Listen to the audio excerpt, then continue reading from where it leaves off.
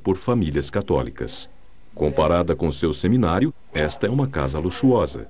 A rigorosa rotina diária, no entanto, permanece idêntica. O dia começa às 4 da manhã e inclui cozinhar e fazer limpezas, assim como rezar e estudar. O melhor quarto foi convertido em capela. Irreconhecível para o olhar leigo, uma caixa de licor decorada contém o pão da Eucaristia. Às vezes somos descobertos e temos de mudar de casa. Por isso já estivemos em muitos lugares. Quando eu era seminarista, mudamos 3 vezes. Todas as vezes, fizemos as mudanças secretamente, no meio da noite. Às vezes, os seminaristas da Igreja Patriótica se juntavam a nós.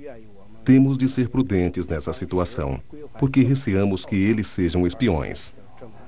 O próprio reitor reconhece a prisão por dentro. No entanto, o que o preocupa mais não é a prisão, mas a qualidade da formação teológica que pode oferecer. A nossa maior dificuldade é não termos professores. O reitor de cada seminário ensina um pouco de tudo, mas no fim, acabamos não conseguindo ensinar nada devidamente. Outro problema é não termos bons livros para estudar.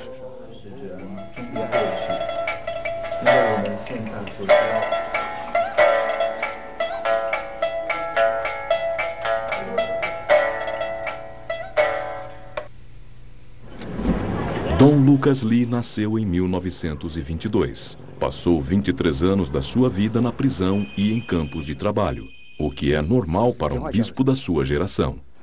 A primeira onda de perseguição teve início quando os comunistas chegaram ao poder em 1949. Os missionários foram expulsos, os bens da igreja foram confiscados e os bispos e padres foram presos, tendo muitos deles sido assassinados. No momento em que Dom Lucas Lee foi preso pela primeira vez, ele sabia que não podia esperar mais nada.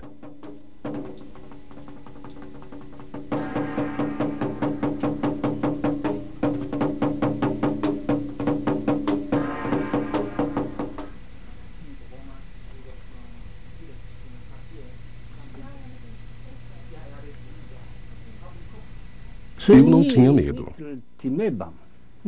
Eu não tinha medo. Era normal ser perseguido. Se não tivesse sido perseguido, teria sido um milagre. Por isso, não havia tristeza, não havia temor, não havia dor e não havia medo. Sofrimento. Sofrimento. Mas Cristo sofreu por nós. A perseguição intensificou-se em 1966, na época em que Mao Zedong lançou a Revolução Cultural para eliminar os seus opositores políticos. Durou uma década, matou milhões de pessoas e destruiu o tecido da sociedade chinesa. A religião em geral e a Igreja Católica em particular foi apontada como contra-revolucionária. Durante a Revolução Cultural, os que não estavam na prisão sofreram mais do que nós sofremos na prisão. Foram destruídas igrejas, fecharam-se os seminários e os sacerdotes foram assassinados ou presos. Na verdade, não sofri muito. Um dos meus colegas de turma sofreu indescritivelmente mais. Foi realmente corajoso, um homem de fé. Era um cristão convertido. O espancaram, esfaquearam e lhe rasgaram as roupas. Sou padre da Igreja Católica. Se vocês, repeti ele enquanto era torturado, se vocês me maltratarem como uma pessoa normal, não importa. Se me maltratarem porque sou padre, não temo nada. Não temo nada.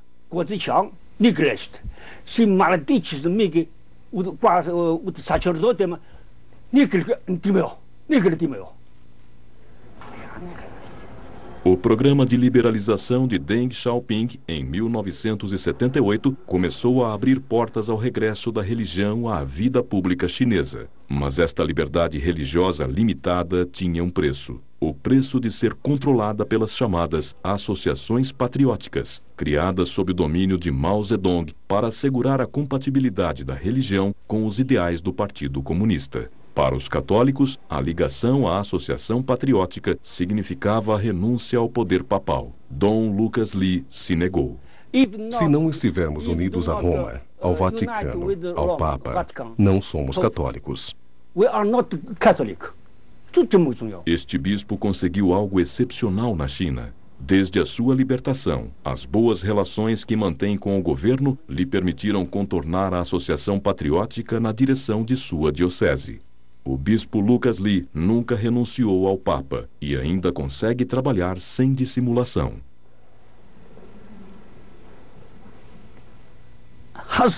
É um milagre. A associação patriótica nunca veio até mim, nunca falou comigo. Nunca. Negócio diretamente com o governo. Até hoje, nunca ninguém da Associação Patriótica falou comigo. Ninguém.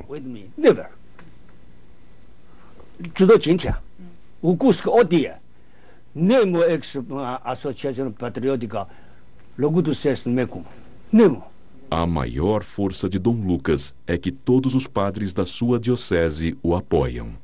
Na diocese de Dom Lucas, os católicos fiéis a Roma não são obrigados a fazer o seu culto secretamente.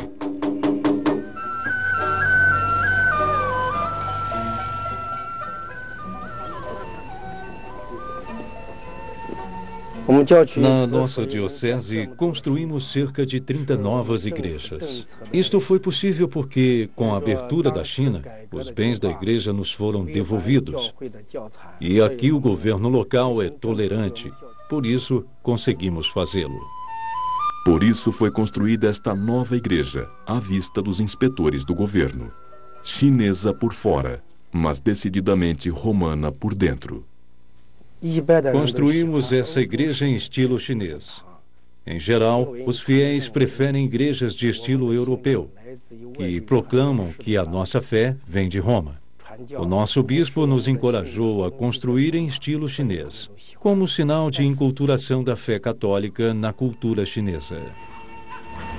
Na aldeia de Jianyutu, a cerca de 1.125 quilômetros de Pequim, a divisão ideológica entre a religião e o comunismo ateísta foi superada por dois homens. O padre da paróquia católica e o secretário do Partido Comunista juntaram forças para oferecer uma escola às crianças locais.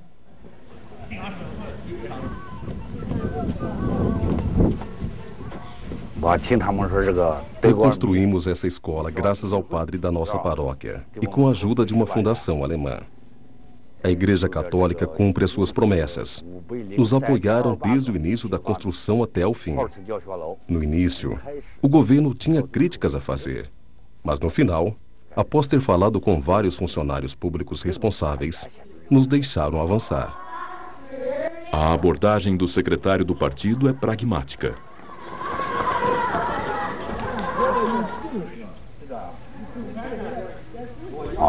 Nesta área, existem muitos cristãos que são cidadãos modelo. As autoridades reconhecem este fato e não interferem nas atividades da igreja. A reputação dos cristãos aqui é de que são pessoas exemplares no seu respeito pela lei.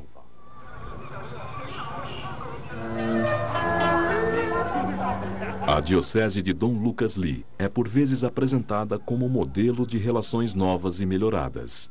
Existem alguns casos de protestantes e de ortodoxos russos que conseguem atuar sem filiação numa associação governamental. Mas, até agora, este tipo de acordo apenas parece possível a uma distância segura de Pequim. Permanece uma incógnita o fato de o governo tolerar ou não esta liberdade em uma maior escala.